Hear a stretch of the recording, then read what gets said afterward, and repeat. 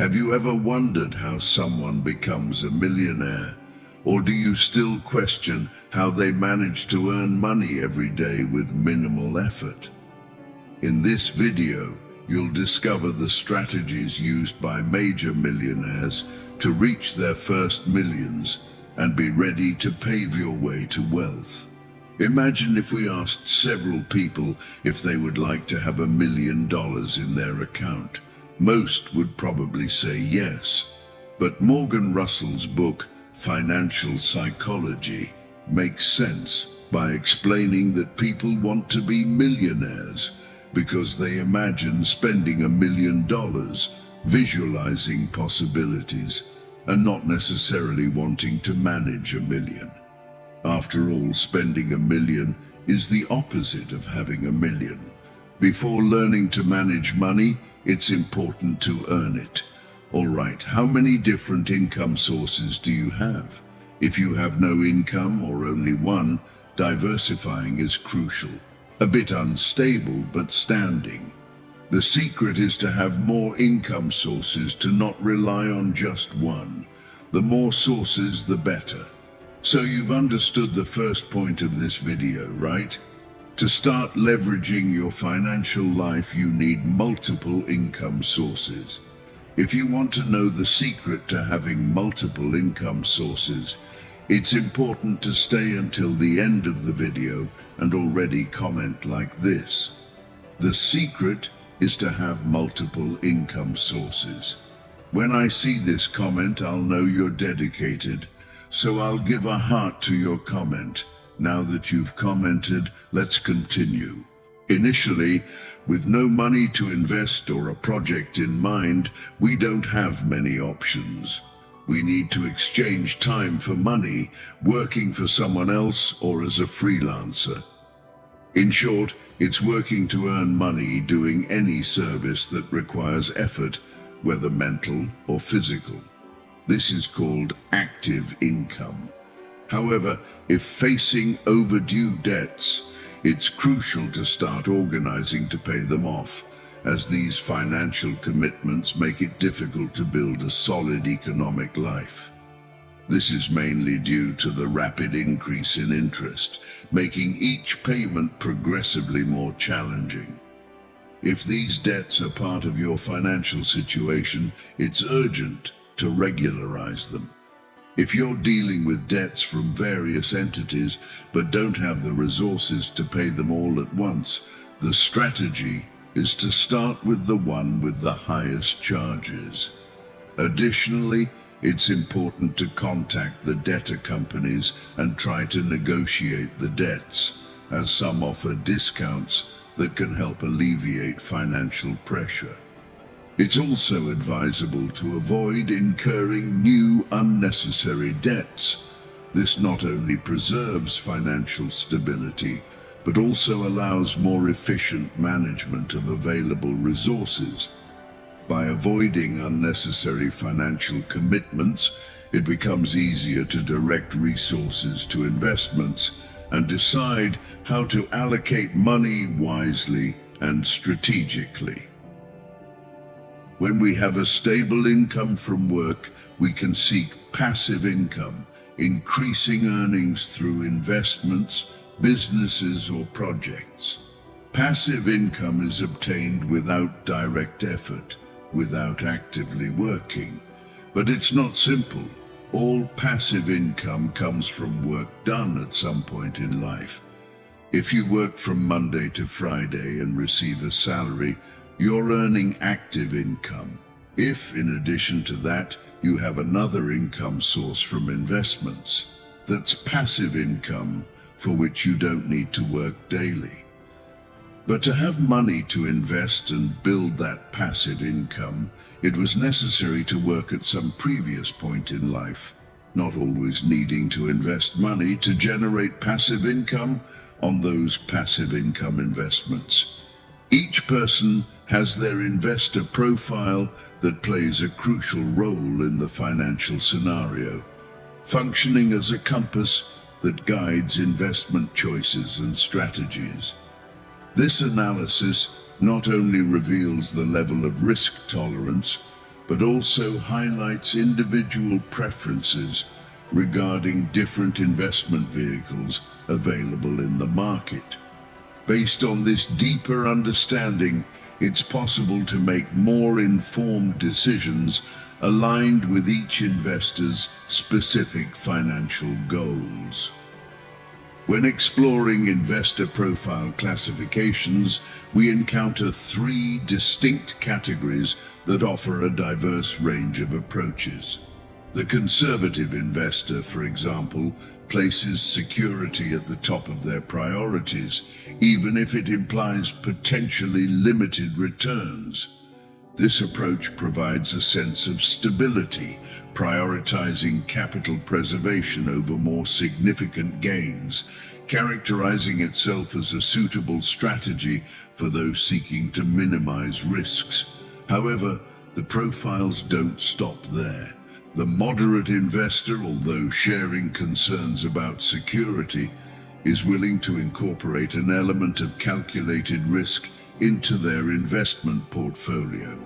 This balanced approach aims to optimize return potential, allowing controlled exposure to more volatile investments in pursuit of more substantial yields.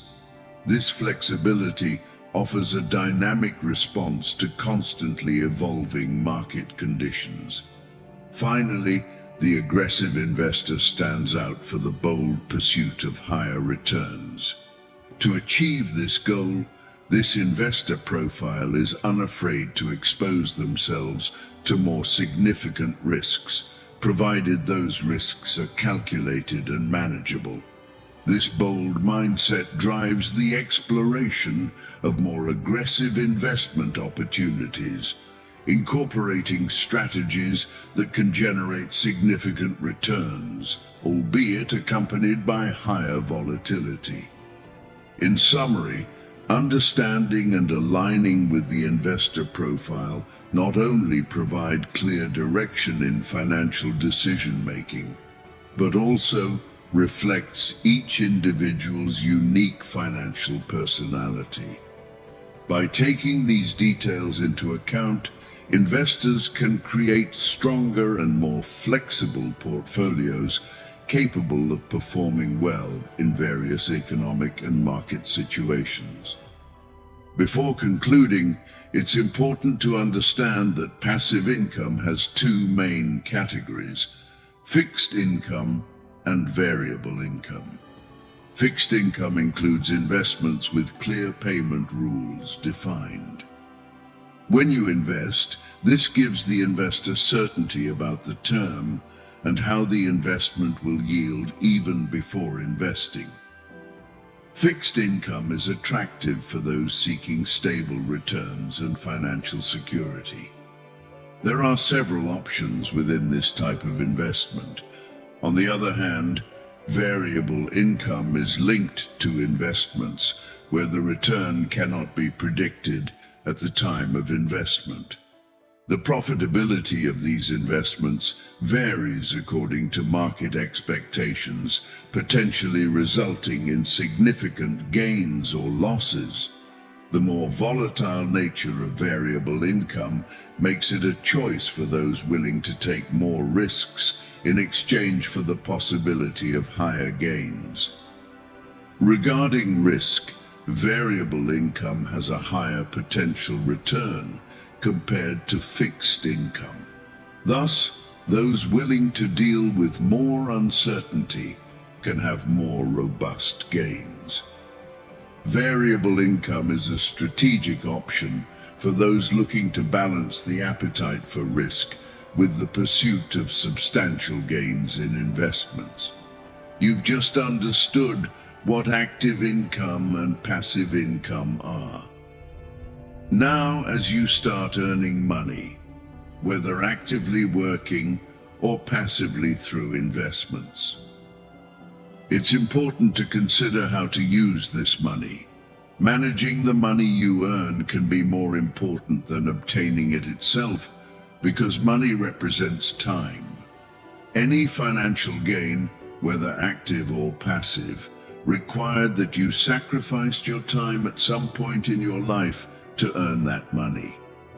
For instance, you might have sacrificed hours of sleep to work early, given up social moments to study, or skipped watching TV shows to dedicate yourself to extra work on weekends. It's important to note that initially, to earn money, you need to exchange your time, whether you're self-employed, employed, or starting a business. After reaping the fruit of your labor, spending it on unnecessary things actually means wasting time. To improve your financial situation, it's crucial to abandon the short-term perspective and think long-term. This applies to different phases of life. If we constantly indulge in immediate gratifications, like spending the entire salary on weekends, we end up living dissatisfied from Monday to Friday, waiting for the weekend, experiencing fleeting joy, and consuming everything earned during the week, repeating this cycle weekly. Moreover, many people use credit improperly, surpassing monthly limits and accumulating debts for the next month, which represents an even greater financial setback. Therefore, it's suggested not to spend the entire salary in a month and adopt a long-term approach. In other words, avoid spending just for immediate pleasure and channel your resources into investments that will generate significant returns in the future. If we have income sources, we'll have resources to utilize. However, to handle money well, it's important to increase the capacity to earn and build an emergency fund. Understanding this basic concept can change many aspects of your financial situation significantly. It's not only important to think as a consumer, but also as a producer. This might seem odd, right? But the main idea is that most times when we receive money, the first thing we do is spend it, buying things or services. Rarely do we think about using that money to invest in ourselves, whether it's learning something new, seeking improvements at work, or investing in personal projects. These are just a few examples, and you can adapt them to your own situation. The key point is not to use money only for expenses, but as a means to drive your personal and financial growth. The crucial difference lies in adopting a producer mentality. When receiving $1,000, a producer thinks about how to get the maximum return from that money, whereas a consumer with the same amount is already thinking about how to spend it. Hence, the main goal is, apart from having stable income sources, constantly seeking ways to increase the capacity to earn, whether by investing money or dedicating time, such as studying for a new business project or exam.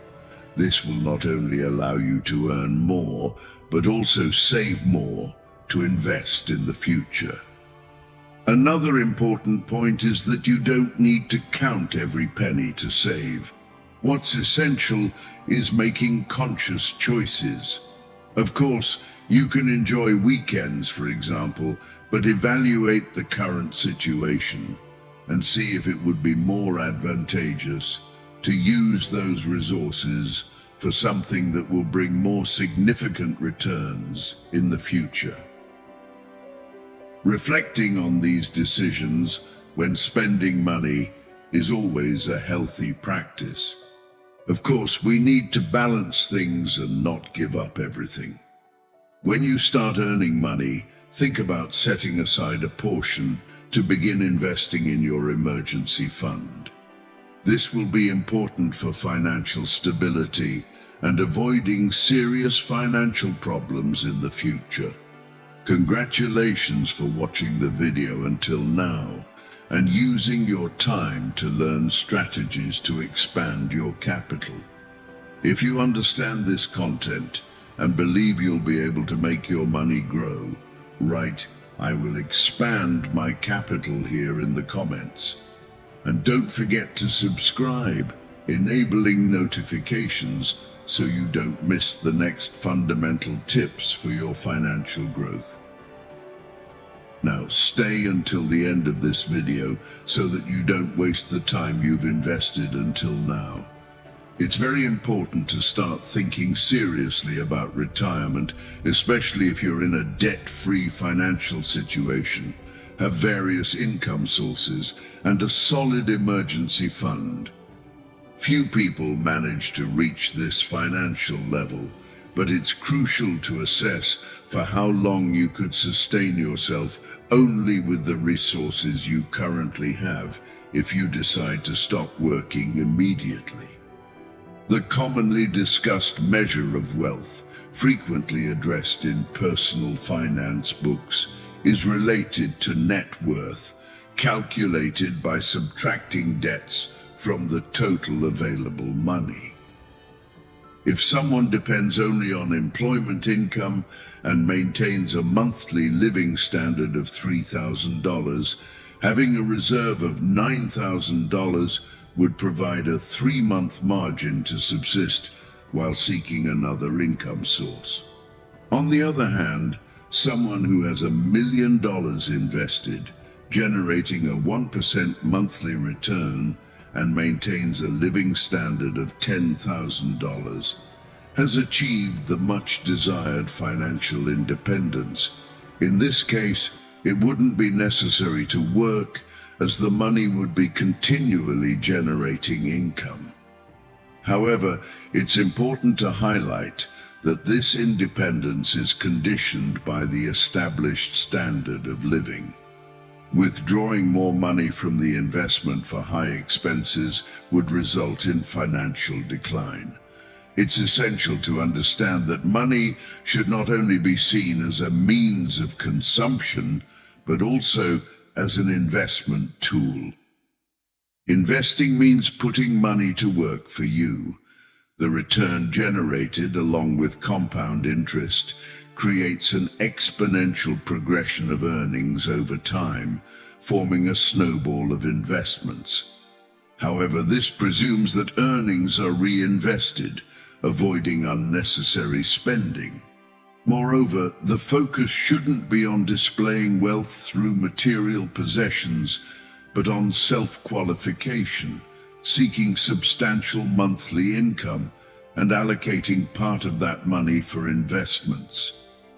Building a reserve is the first step in studying investment strategies aimed at financial independence, such as stocks and real estate funds. Financial education is crucial because investing means learning to make money work to generate passive income. Finally, the importance of the 90-day rule is highlighted. Regularly, every 90 days, it's advisable to evaluate the assets, recording everything in account, including emergency reserves and investments, and subtracting existing debts. This exercise allows visualizing progress over time, and more importantly, recognizing where you started from initially. Maintaining consistency, increasing income sources, the capacity to earn, and monthly investing are essential for the continuous growth of assets. For me to know that you're a persistent person, comment like this: "I stayed until the end." Now, how about expanding your knowledge even further? This is already the 4th video we've recorded about wealth. Video 1 is appearing on your screen. Click on it and watch it now. A big hug and success always.